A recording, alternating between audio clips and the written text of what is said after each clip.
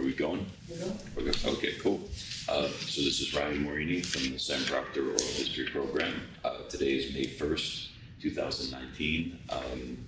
We're sitting here with members of the Farmers Aid Benefit Association. If we could just go around and everyone could state their name for the camera. Desmond Walker.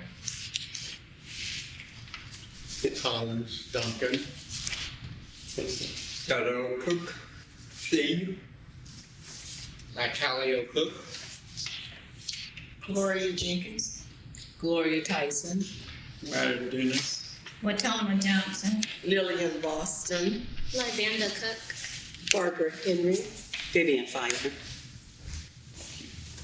So Okay, and now I can appreciate that, the names that were given for the camera's sake. Now I'd like to go a little deeper than that. I'd like for you to give some maiden names, some family names, and address it in such a way that your family is identified through your lineage. Because I know, we have the Cooks, the Collins.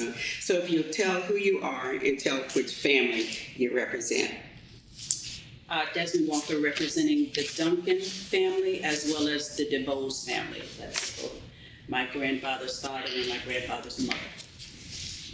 Okay, Mr. Cook, your family, well, Natalia, you can help with that. From the Cook family, my father was the ex-president of the organization, and also the follower of the ex-president of the organization, and for 32 years. And this is my son, who's taken over also as president of the organization. Very good. And Ms. Gloria? Well, yes, I'm the chairman, program chairman. My mother representing Ruby Jenkins. I don't remember how many years. But Jenkins would be the name. Jenkins would be the name. Very good. Yes. Yes, thank you. Okay, I'm Gloria Boston Tyson. My grandparents, Huggins Boston, Mary Boston, were members for years in the organization, and my father and mother, Arnold Ferguson and Joan Ferguson, also were members of the organization. I'm Ryder Dennis, the son of Reverend Dennis, who's a former member here for a long time.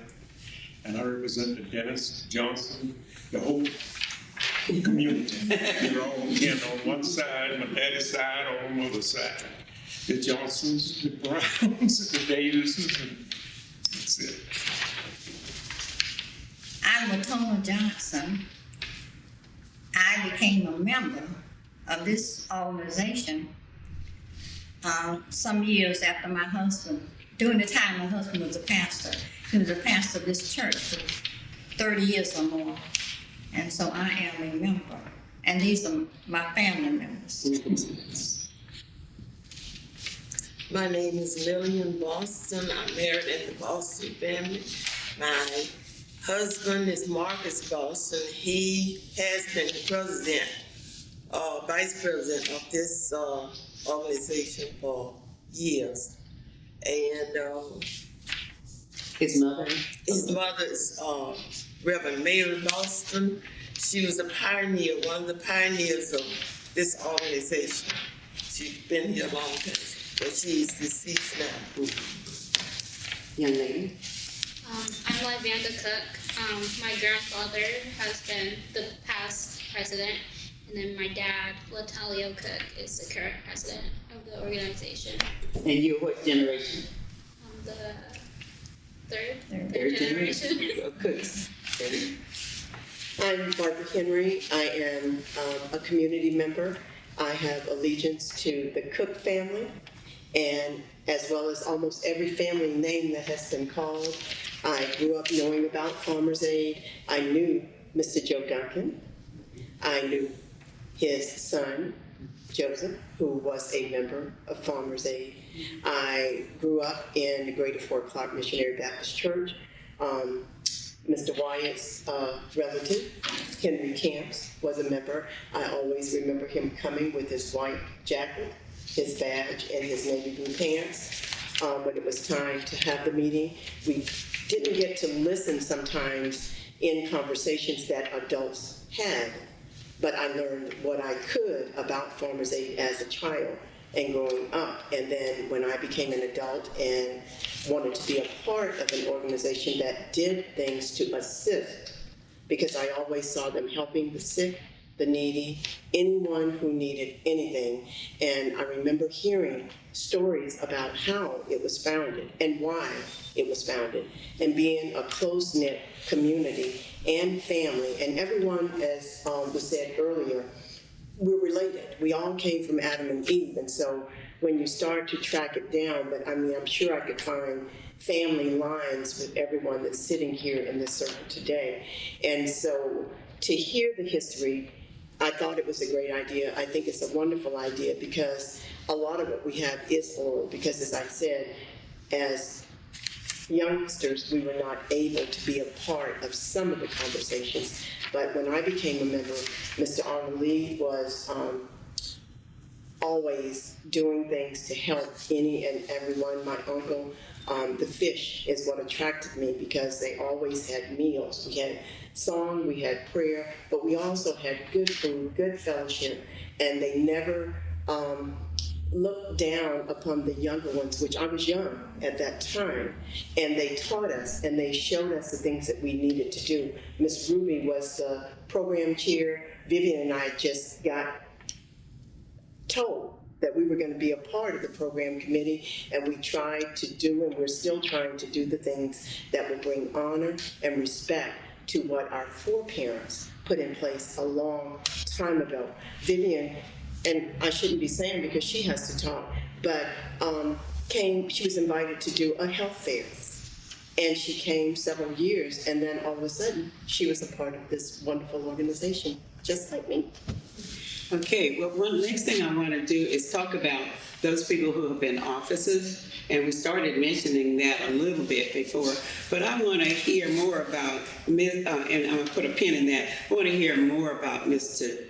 Duncan farther back than, your parents, I want to know more about your grandfather, and I want to tell you to talk a little bit more about the involvement that Mr. Cook had, and I want Gloria to talk about her mom's involvement, and I certainly want to talk more about Mother Boston, who was here when I came in, such a dynamite little fire lady at 101. So we have a lot to tell, but the next thing I wanted to do was maybe just to talk about the officers as we remember them. And I know Mr. Cook was an officer. LaTalia is now the officer. LaTalia, you want to say anything about taking over from your dad as president? Keeping it in the family? Well, it's a lot to oversee. For one, I would say I would rather, even though I've known about the organization for years, I would call myself relatively new because I left here at 18 years old when we went into the Air Force. And so coming back here, I came back for a couple of years, and then I was out in Houston for the past 30 years. So coming back here and getting back into the organization, it's more as trying to cram a lot in, learning what each of the sub groups do, as well as trying to oversee to make sure that everything is being accomplished. So it's a task that keeps you busy as well as working. So I've tried to watch my dad while he was president for the 2 years before I got nominated and voted in as president. So I'm learning, still learning, and I'm going to be learning as we go because it's a continuing learning process, as well as dealing with the different people that are here, as well as those that we plan on coming in, and dealing with the personalities of each of the individuals so that we can become one unit and one mindset so that we can move on. And so that's Thank you. I think that's a big part of who we are. Now, I wanted Mr.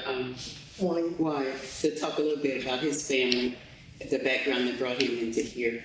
Well, my father was a minister when I was real small. I heard about the Father's Day meeting. And he used to ride a horse over to the meeting whenever they had the meeting there. I didn't even think about it, at the time. But as I grew down through the years, I became more into it. And then my father, at the time when this was started, I'm gonna go back to the history, to help one another. That's all I wanted, yeah. Okay, if his farm, when he got ill, the other farmers goes over and take care of his farm or his crop until he's getting well, and the ladies did the same thing for the females. And on down through the years, as everything got stronger, and I came to find out on my daddy's side, and also on my mother's side, almost every name in this area, I was related to one of them. On the Duncan side, that's my grandmother's side. And on all the rest of the Johnsons and things from my father's side, Mose Johnson, which is your mother-in-law or whatever, and all the rest of them on down, the Davises and all those. Great. Laura, you mentioned something about your mom. You want to tell us a little bit more about her association? If you can remember any. I can't remember a lot. I just remember that she was always a member. I was going away as well for some years. And when I came back, that was just one of the things that I wanted to do. I talked to Mr. Cook and I talked to my mom, and I thought we had been in this for so long and the same people were there. And it was just, like you said, the fellowship, the food. It was like one big family. And that was something that I wanted to be a part of, and I joined it. And Miss Ruby and Joanne Boston Ferguson were always instrumental in making sure that everyone had plenty. If they, and I remember Joanne and I talk weekly, and one of the things that we always talk about is how when someone was in need, then that other family would go. They didn't ask, or they didn't set up a menu or whatever. They took food and they cleaned the house. Let me stop you, because that was my next question, sir. To ask her what she remembered as a child of seeing those actions going on that were part of the conversation. I remember my grandmother and my mother always talking about whenever someone was in need, if the mother was sick, they would go over and help wash clothes, take them food, whatever they had on their farms, they would take them that food. It wasn't exchange for money, but just in exchange for whatever help that you could provide for that family. So whenever they saw someone in need, they would just go help. You didn't have to ask. There was no phone, so you didn't have to ask, but word of mouth got around that so-and-so was sick. So, okay, they send their children. It's not always the parent that went, my grandmother had 12 children, so it was all dispersed different places wherever they could go, and she would have food for them, vegetables, meats, or whatever they needed, and she would send for them. But now, were these farms all over Alachua County, or located in just one geographic area? I think just located in geographic around this area. Around this area where we are like now. The Cooks stayed, right, the dirt roads during that time, so it was right up 71st and back around in there. The Johnsons stayed across the road from them, and they were in there. And there was some other people that stayed near 39th Avenue, so it was just dirt roads that they could just go around, and the bullets and all. So it's generally in this area. Okay, so what part does Liberty Hill play in the organization of the Farmers Headquarters, the church itself? Was this a meeting place? It was a meeting place, yeah. Okay. And I think they, at the time, during the schools, a lot of them went to the school here. And then when they had like the anniversary, then they were rotated around to different churches. It was 4 o'clock that was involved. And Second Morning Star was involved in Liberty Hill. And then I remember as a child when they would just fix their food, that particular, you had 11 o'clock or 3 o'clock, whatever the service is.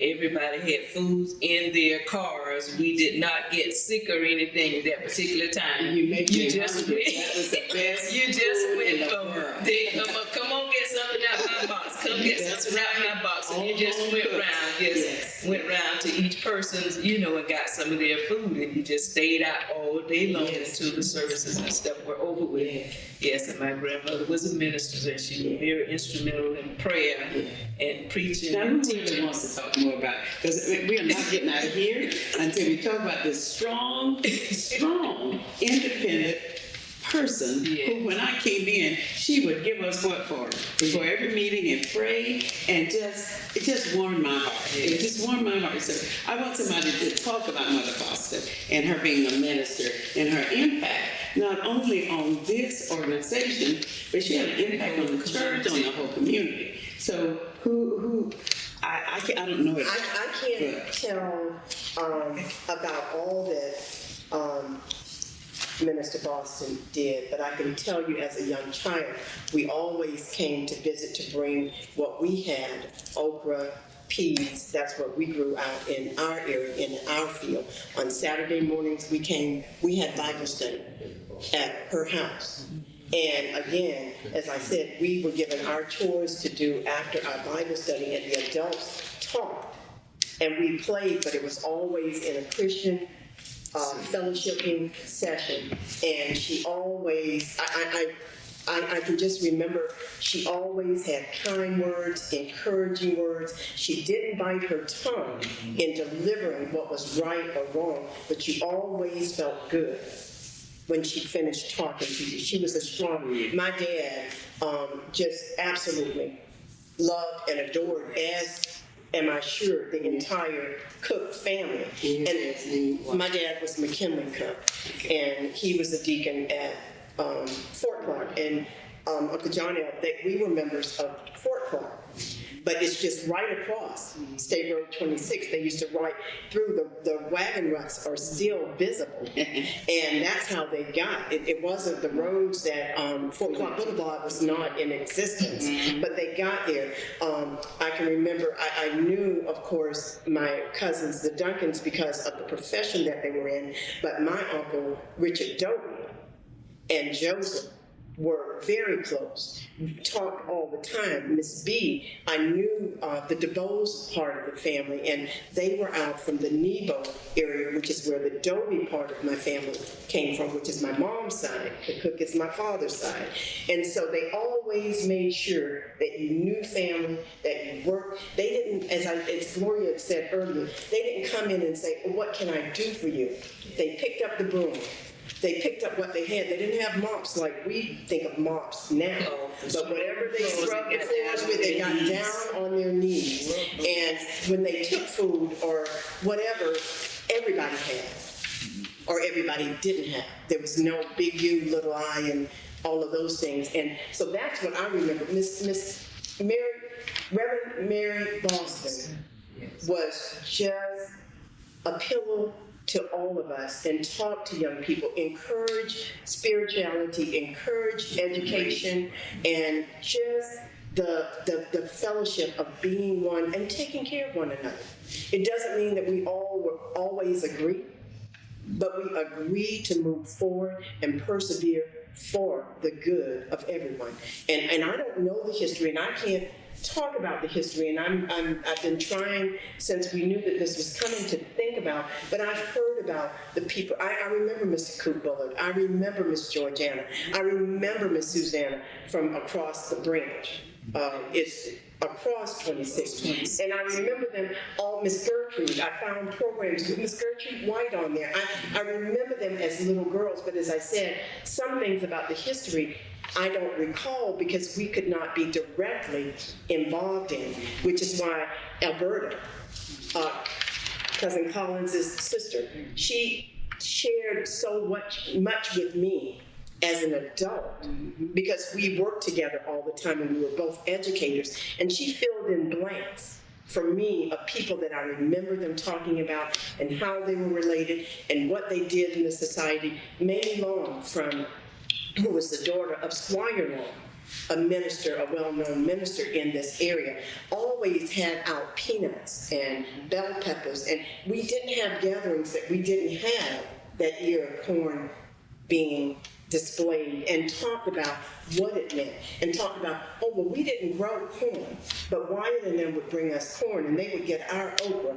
And at this time of the year, it was fertile on that side of the community. And on this time of the year, it was fertile on that side. So there was always an ongoing exchange. I remember my cousins remembering, looking forward to us coming from the country because we were going to have crates of peas and crates of okra, and we were going to have some homemade butter and fresh milk because we had cows. We had our own smokehouse, and I know that Farmers Aid, those were all things that they did. And as I said, Henry Camps, I called him Uncle Henry, so that But we weren't allowed to just be in the immediate vicinity as they taught. Miss Ruby and Joe did the cooking, but we were right there on 43rd Avenue raising money to help students go to school, help a family when they got burned out, things that needed.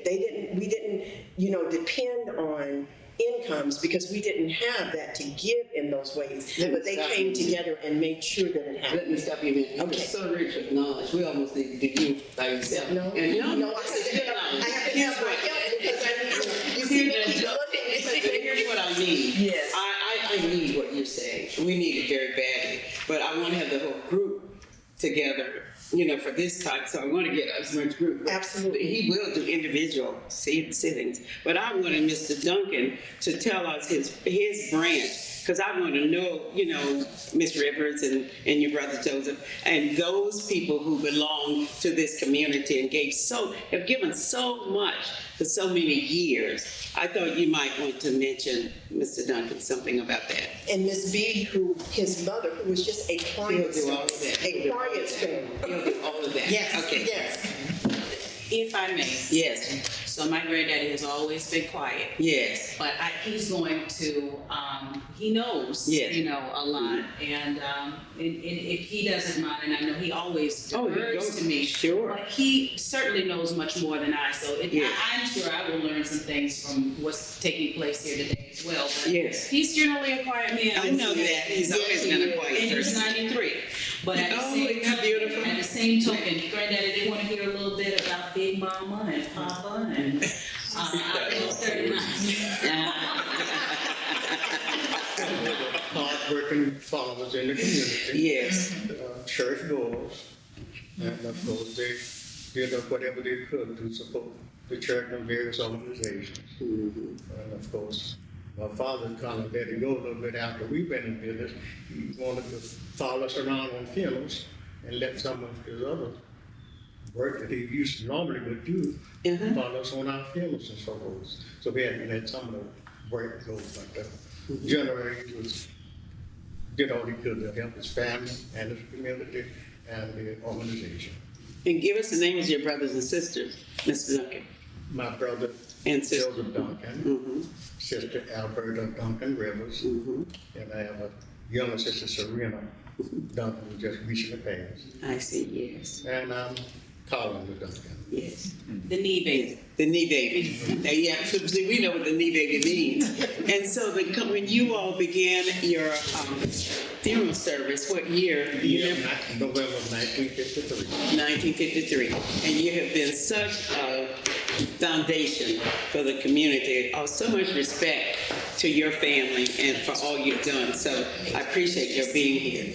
As well as Mr. Cook, who we know delivered mail to us for so many years. Everybody was happy to see his smiling face. But Mr. Cook, as president, you probably served longer than anyone else as president, you think? Your presidency, how long were you president? Well, I was president of the organization for 32 years. Uh-huh. I was sitting watching TV when they called me and asked me if I would become president of the organization. And I told them, I said, well, I'll give it a shot. Well, I came on out there. The organization was so inspiring to me until I put everything I could into it to develop it and make it a worthwhile organization and to help somebody. And all one of my told one was always was if I could help somebody, Yes, sir. Yes, as sir. I go along this way, Yes, sir. then my living will not have been in vain. Yes. And I thank God that I was able to be of service to the community and to mankind. Yeah, and your age is what now, Mr. Cook? How old are you now? How old are you? He'll be 89 in September. 89. So sitting in this room, we have longevity and history and culture, and it's just all right here. And to me, that just means so much because we have so much to grow from. Yes. So much has been laid down for us. And I keep coming back to Mother Boston because in her prayers and in her teaching and in her Bible reading, and of course she shared with us in meetings, because that's the only way I knew her. Right? She would take a situation and she related to the Bible, and she would just have like a little sermon that would get us going and would keep us together. And it didn't take much for her to get happy. No, it didn't. Oh, the word was all she needed. And so when she got happy, and we know what got happy meant, that means she felt the religious spirit. When she felt that, we felt that. Yes. And she wasn't, when I met her, she wasn't a teenager. No. But it did not stop her from moving her feet and her arms and her legs and telling the story. So Miss Boston, your husband, who I adore much, followed in his mother's footsteps. When did he start preaching?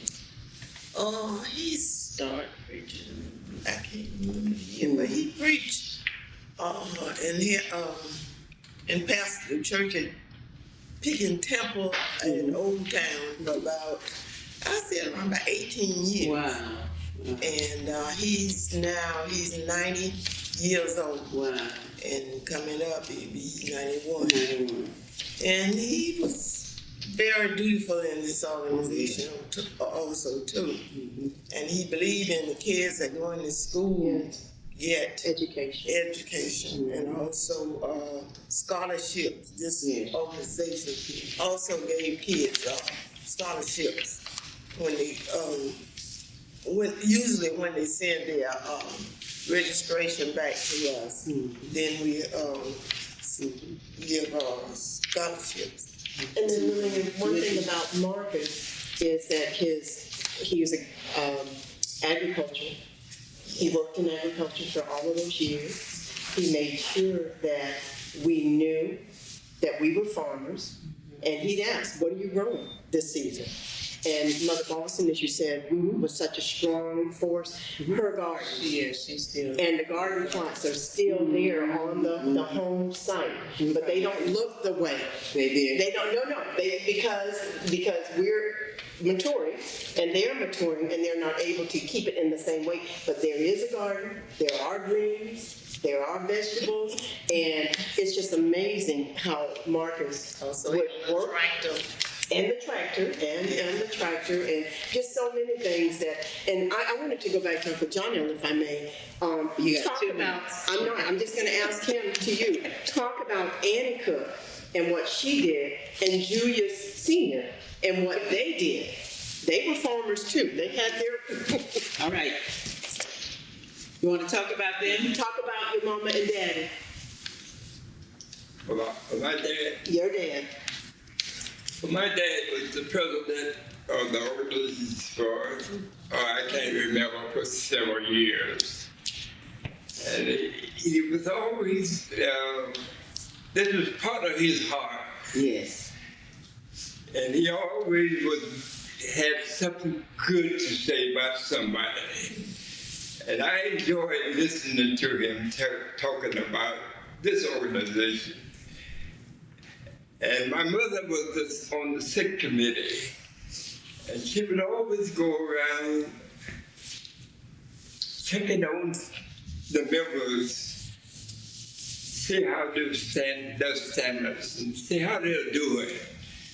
She was a Christian-hearted woman, and that inspired us as children to grow up to be loving and to work together as a unit, loving one another and praying for one another. And that was always my goal, to love and to help somebody. And so now we've reached, this is our 100th year. I don't take that lightly, being able to say ours, because as Barbara mentioned, I am trying to come lately. And y'all just let me crawl in. But I have been on a high since the moment you said I could join. Yes. And I'm so glad you took me in at my old age and all of that, because I've been remembering now well, I'm 80 now. Can y'all believe that? No. But I've been here, I've been maybe 10, 15 years. So I'm young among some of this group. But the reason I say that is because what I found here was what Mr. Cook just mentioned. And what I found here was a group of people who were using our heritage to this very day, the way we lived it, and using it in today's society. So I want to know more about the programs, the things that we do. Maybe you'll talk a little bit more about what do we do still for each other and for the community. Well, now on the scholarship, we have our prayer breakfast. August is like the third Saturday in every August of every year. We have a prayer breakfast. We get someone to speak. We try to have our praise dancers and the fellowship, someone come and talk a few minutes and inspiring words. Then we have, sometimes during election, we have officers to come out and they be campaigning stuff a bit. But it's to help raise funds for our children to go to school, because the education now is extremely expensive. Everybody just can't afford for their children, pay for their children to go. So whatever we can do to help a child, buy a book, pay some tuition or whatever that money is used for, they find in their heart to use it. And I know some of my cousins, they say when they get their check from Farmers Aid, they didn't blow it, they didn't spend it, they made it just for that purpose, what it was to be used for. And I thought that was, very interesting, because once, some children, they get money, oh, I just got me some extra money, but they just make sure they use that just for their school. And this year, we're planning on trying to do a dinner sale. We want to raise more money so we can at least give to our children to help them with education. We haven't planned the date yet that we're going to have that dinner sale, but in conjunction with the prayer breakfast, which is a fundraiser for that scholarship for our children. So we just want to pass the word out. We do sell tickets. The donation is $15 for each person. The last year was very good. We had this room packed. So we don't know, we'd be busting out the seam. We may have to have it somewhere larger if we get just that many people to come. So we just encourage, our students, we encourage younger people to come in and help out, like Vandy. And if you see younger people in an organization, maybe they are doing something. And then the ones that we have helped, we do get a response back from them and hope they will come back. A lot of them are away in school, and then we would like for them to help out also. When they come back home, they fit right in and do whatever they can to help out the organization. And then along the scholarships, we do anniversary. We do an anniversary program also. Third Sunday in On September. the third Sunday in September. Okay, and then the name of the churches that are part of the organization are, name them again? Greater Liberty Hill, 4 o'clock, and Second Morning Star. Okay, so we all come So we together. all come together because these are the people in this area where the organization was founded. So it's out near Jonesville area around 4 o'clock, which is over on 26, near the Boys Club on 51st or 55th, whatever street that is, down by Buell's, and background this organization. So these are the members and that founded it and started back then. So they're around in the same areas. And we still have to remember that it's a whole area. So we have members from the Nebo area, members from Pleasant Plain United Methodist area, and our oldest, which is Jonesville. Our oldest member that I know right now is Miss Eunice. Miss Eunice Myers. She just celebrated her 100th birthday party they had for her about a month ago. So I think she may be in Georgia at this particular time.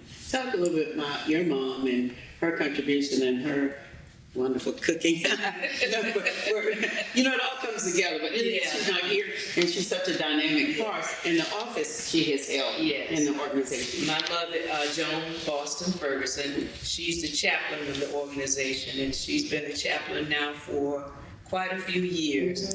And she starts us off with a soul-stirring song and a prayer and devotion to get us all together for whatever you may have gone through that particular day when you come on that Friday, third Friday of the month, and she sings and she prays, and that gets your mind in a frame of praising God, putting all aside all those other things that may have gone during the week. So she's very instrumental in prayer, and she's kept me grounded in prayer and doing what's right. And kept us fed. Yes. Kept us fed. Yeah, I was about to get to that. Okay. And she's very, very good cook. I don't know if some of you may know Junior's Restaurant. She was a cook there. She used to cook at the University of Florida, what they call the Rathskeller. And Broward Hall. the Rathskeller, and it was another one. Broward Hall. Also, they pastor over the Bible Faith, which we didn't know at a particular time when we started fellowshipping with them, Pastor Cord. And then he came and he just remembered, oh, Miss Ferguson, I remember how you used to give me food. You know, some of the students didn't have enough money, but she would let them, you know, get food, or either she would put a little bit more on their plate. And he was just so thankful, you know, after all those years that she left them out there, he still remembers things that she does. And she's a wonderful cook. She's still, now that she can't do it too much, and I'm kind of stepping up to the plate, helping out, doing the cooking, well, prayer breakfast and helping out. And all of those are some of the pieces that have been so important. Yeah, that's going well, didn't she? So now, besides the scholarships, what else do we do to help members? I know we have some other things going on. Who wants to speak? We do when a family, if there's a fire or for whatever reason, a family is in need of clothing, a shelter, whatever we can do, we're always there. Members of Farmers Aid are members of other organizations and work within their local churches, and so they represent when they go out. And if there's a need and you call and say that there's a need, they're going to do whatever they can do to assist that person. I personally have been the recipient of all the wonderful things, and just like we're sitting here now, they've sat many a day in my living room and had to bring their own chair because I didn't have enough for them to sit and to praise, sing, and all of the members. There's not a member here that has not done something for me personally in the hour of need. They're going to call you until they get to you. Or if they can't find you, they're going to find somebody to go and find you. And even now, Joan, as I said, still does that. She's still on that journey. So as we name the things, actually give them a name, we have scholarships. We have the committee that you're we give funds for hospitalization and efforts in so long and those kind of things. And those things have significance. And they're significant because what? Who wants to talk about that? Why did we start doing those kind of things for people? Why do you think that was important back then? It had to be because a helping organization, I would think, to just help wherever the need was. And because maybe you couldn't get insurance as farmers to help each other out. And so it was my understanding that coming together and paying a little bit of dues would allow you to give a certain amount of money to somebody to help them with medicine. Or because they've been in the hospital for so long and those kind of things. And I think those are unique pieces. Tell me a little bit about the schoolhouse who knows, we're sitting here in the one room schoolhouse. Mr. Cook, you and Dad, both they all went to the one room schoolhouse? You remember classes over there, going to school over there? Yes, I did. How many grades was in the room? Oh, Lord. First, 2, 3, 6, 7, I believe. Okay, yeah, your school, did you go to school out there? You went to the schoolhouse, right? Oh, yeah. Okay, great. Want to tell us? But it was red, painted red. It was red? It was red. Right. It was painted red at that time. Okay, all right. Tell us something about the school. How many grades, what grades did you attend? Oh, we went from we had a primary grade going up to 6th grade. One room school. And we had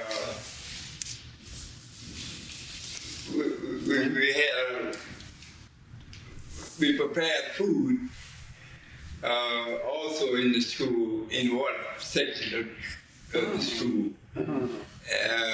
Wow. Before USDA lunches. It was a one-room school.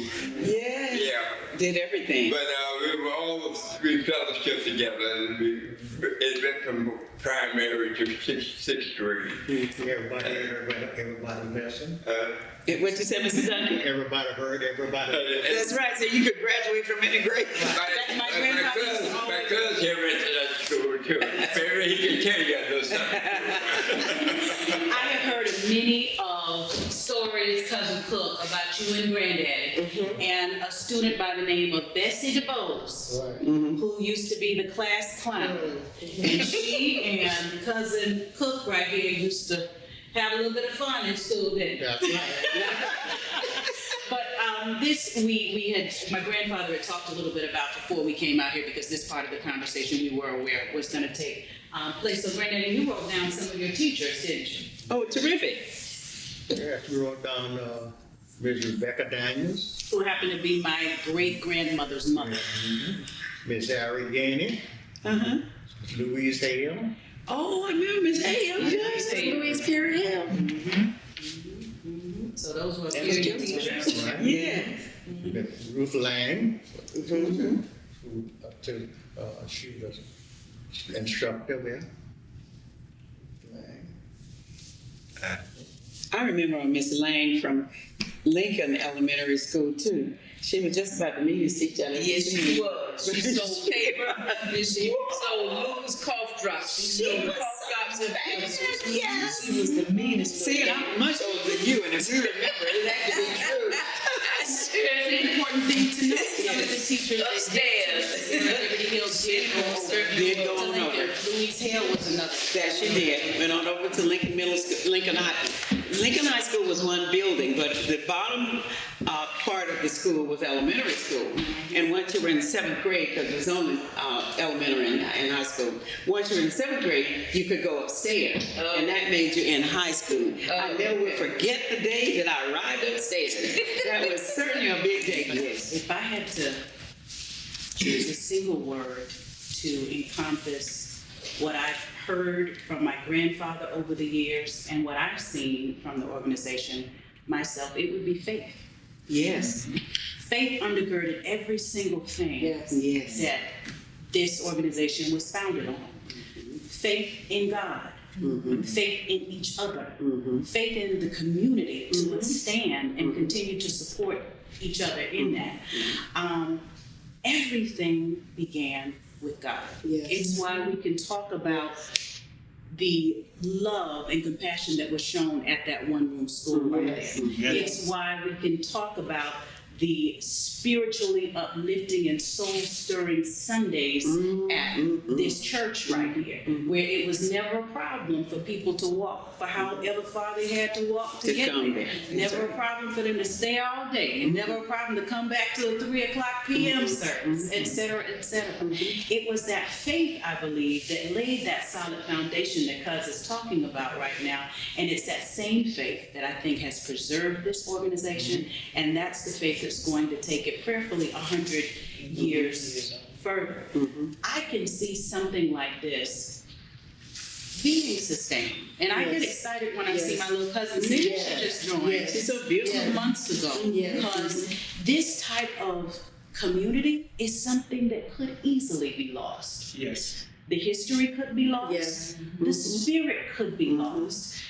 My cousin Wyatt just talked about how sometimes people don't even want you to come to their homes anymore. That is true. Yes. But it's that spirit that this organization really captured, that love, that compassion, and now we need that more than ever. So my prayer is that this organization will continue to gain steam and that my little cousin right here will work with others, and who knows, maybe I'll throw my hat in the ring as well. Maybe so, That baby. we can all work together Absolutely. to bring that same sense of love, compassion, cohesion, working together, cooperative economics, which is something else that would be great to see happen, to really make some solid impact in our communities. We saw how Yes. our forefathers were able to do it. Yes. That helped to sustain a community through some very perilous and rough times. And that's what I have to say is when Vivian talked and said we wanted to do this, I found a scripture just in my daily readings. It said, "Let us not become weary in doing good, for at the proper time we will reap a harvest if we do not give up." And I know that Cousin Joe, I know that Grandfather Cook, I know that Reverend Wyatt Dennis, and I know that, of course, my Boston family have not given up. And then there's just a little thought that says, not all rewards are immediate or visible, but I've seen them and I've grown. I didn't know the closeness of our families and our relationships and my father and your grandfather, except through Alberta. As I said, as an adult, because there were things that we didn't know or weren't able to get as we were growing up, but keep it together. So maybe Cousin Joe didn't see it, but look at what Cousin Collins, look at what Cousin Death, look at my uncle, look at his son, look at his granddaughter. I mean, we are going on, and we're striving. Yes. Day by day, we're not going to give up. And the harvest, the Bible said, and I don't quote Bible, I'm not the minister, I'm not the singer either. My Cook family has some singers too. I didn't get that gift. I got the chit-chat part. But if we continue, if we don't plant, we don't reap. Right. And I think Farmers Aid, I think those founding, and I know that Mr. Wyatt and Johnny and Collins all know the names, and at some point we need to record those names of the people that they remember, because they planted those seeds in us. And they might have grown up, the wheat and the tare, but guess what? The wheat has sustained. God has watered it, and He has kept us faithful, and we have to persevere and press on. And I think that is so very, very important. I appreciate your comments. I appreciate yours. If we had to summarize and say where we are, I agree so wholeheartedly. We didn't get here by ourselves. But that's the essence of who we are. Started way back when we know about God. We know where our salvation comes from. And so that faith, it just draws us together. We can look at each other and know that we're on the same page because we've got the same kind of God in us. So I love that, and this organization has certainly always put God first. Yes. And I think that's going to continue to be the pushing, the layer that we sit on and stand on. That solid That foundation. solid foundation. I want to just end probably with talk about the families that still own their original land, because we know about gentrification. We know that part of this film, but I usually say what I think. We know the white folk have bought off what we owned and treasured. They didn't pay much for it, but they have been millionaires from it, and we've lost. So how are we doing with holding on to what is ours and passing it on to who in our families and stuff? How do you feel about that? Still on family property. Still on family Still property. maintaining, still working. Okay. Because I know all around Mr. Cook. They're just all around Mr. Cook. So, You haven't been to Jonesville lately, Southwest 133rd. Oh, I know. It's sickening. But here's what one of the goals I hope we hold on to is our land.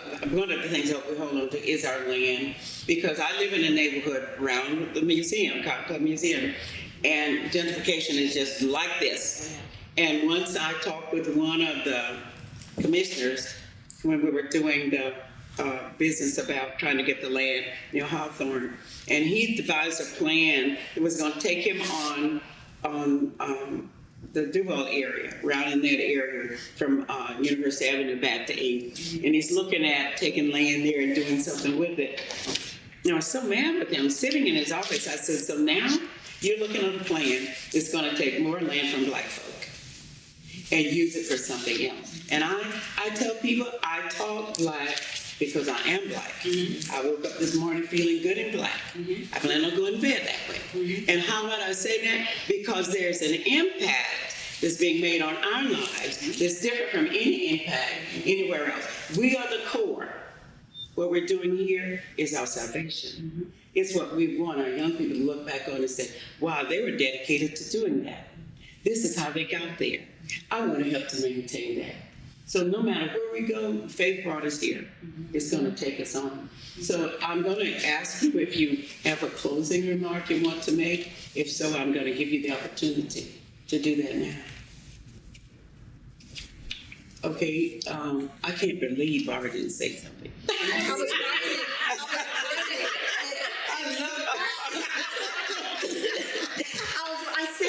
was the last one to say something before you.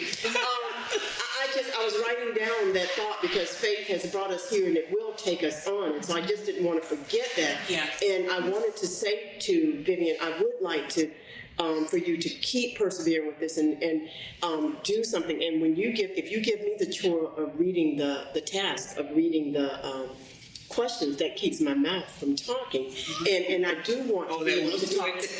No, but Desmond and I talked to Iris and immediately, and I went roundabout and I got in touch with her mom. Then she immediately got in touch with Desmond, and we just barely said yes to the time and the date. But we have so much to talk because Collins is quiet.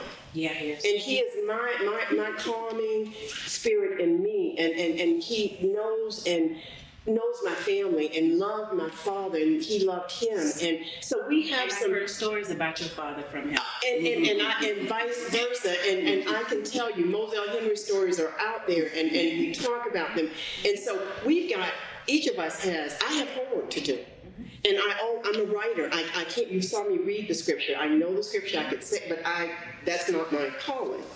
And so I remember, and I've got to go back. I have a whole folder of programs, and I just showed Vivian a list of speakers of like 20 that I remember who have come through. But when you try to put it all down, and our lives are busy, you don't. So that's why I use the pen and paper. But I want us to move forward with this, and I do want to see us get something that we can share with the community commemorating this 100th. And just the fact that we still have a member among us at age 100.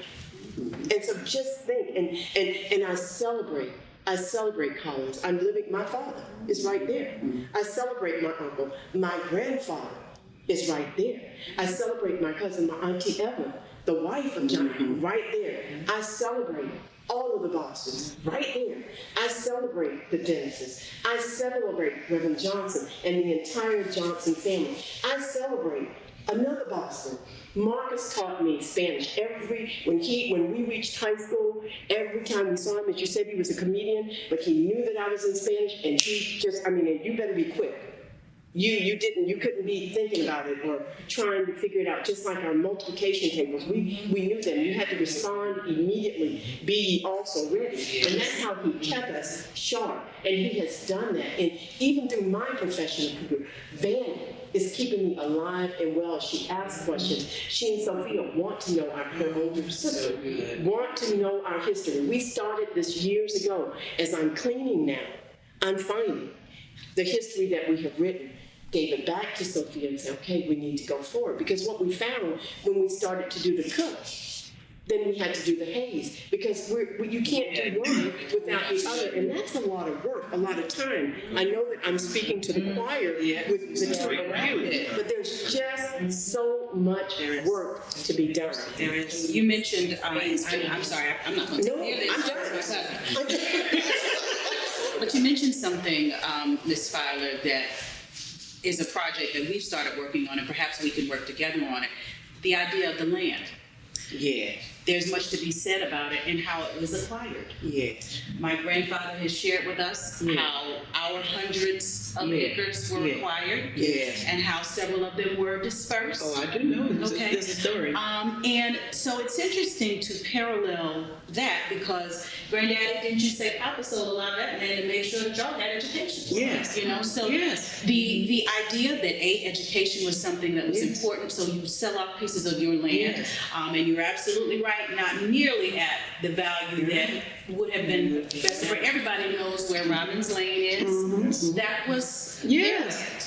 and that was sold to Mr. Robinson. Yes. And had we done it right, I wouldn't be working where I'm working.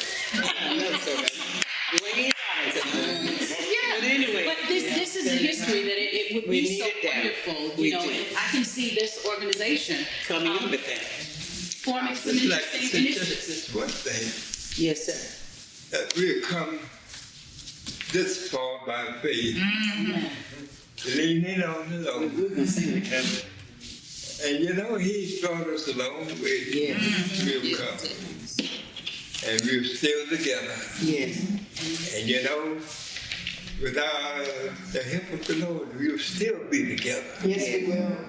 Unity, Yes. togetherness, Yes, love for one mankind. yes. Yes. I think you've said it. I think you said it. And we're going to follow this with a session on pictures. Barbara has spoken about that and with Ryan, and we'll do that. After we close, if someone feels that we need to go further, Mr. President, in terms of individual testimonies, we can do that. We're certainly going to get to view this and figure out how we're going to use it. We have the right to eliminate anything we want to when we see it, and we can do anything and crapping and cutting of it that we want, and we so appreciate that so very much. So to me, this has been top of the line experience for me today. I love history. I love knowing history because it always makes me grow and get richer. It's better than money because this is who I am. So it's so important that not only I know it, but I share it. Aquin Jones Center shares it. Amen. We want to share it at the Cutco Museum. You all share it just by being who you are, but you're going to share it now through what we're doing today.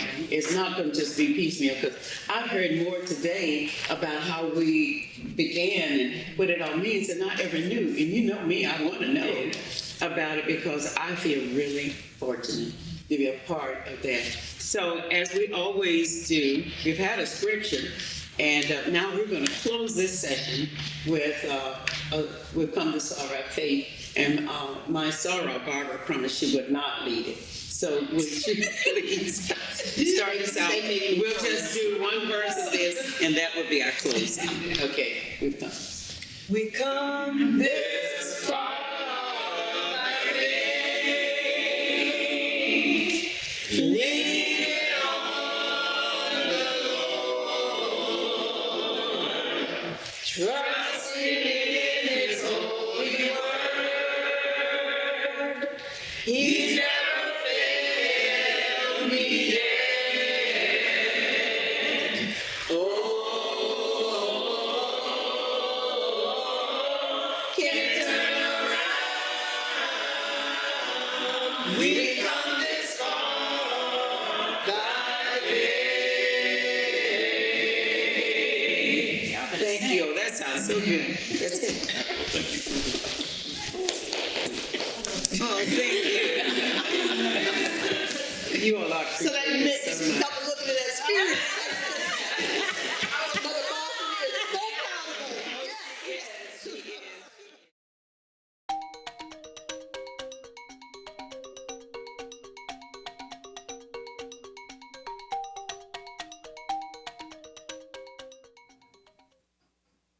Now, I know our president is standing right now, and he's a very important person.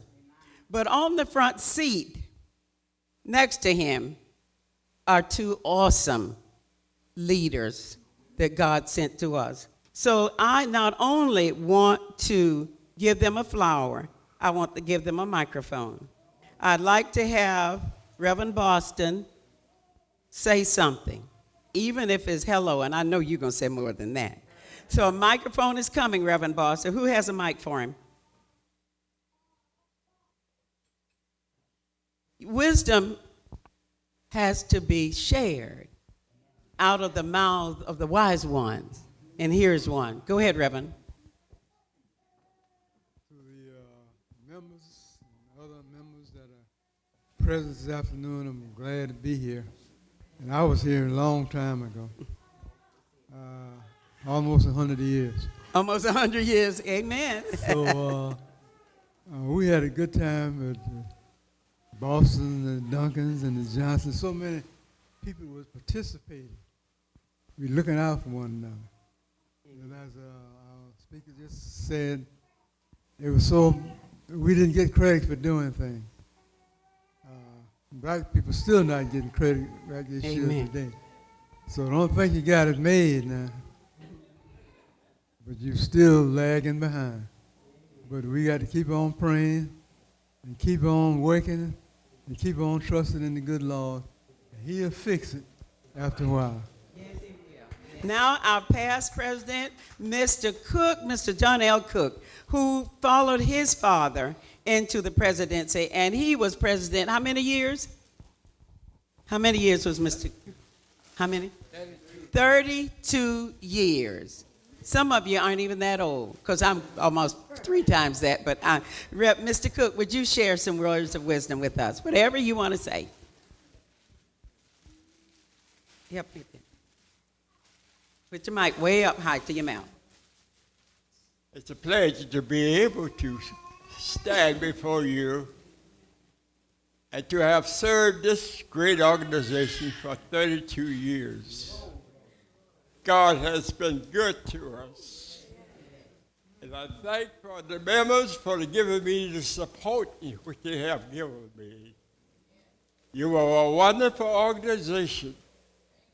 And I thank God for sparing us to be able to work for the welfare of mankind. Thank God for you. May God bless you, keep you, and hold you in His powerful hand. Isn't that wonderful for the children to hear? You will remember this.